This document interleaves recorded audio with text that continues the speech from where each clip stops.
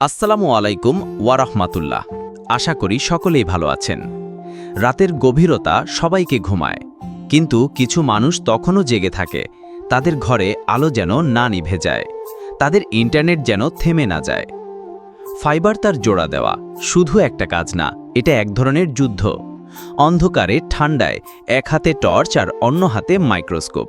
শুধু একটা সূক্ষ্ম তার জোড়ার জন্য ঘন্টার পর ঘন্টা লড়াই। একটা ভুল মানে সব ব্যর্থ।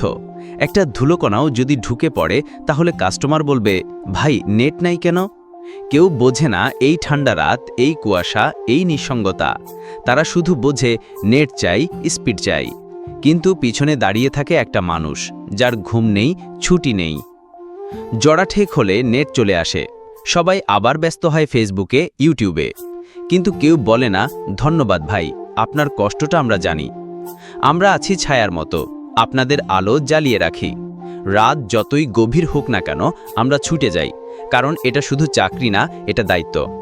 আমাদের ভিডিও যদি আপনাদের ভালো লাগে, ভিডিওতে একটা লাইক, শেয়ার, কমেন্ট, পেজটাকে ফলো করে নেবেন।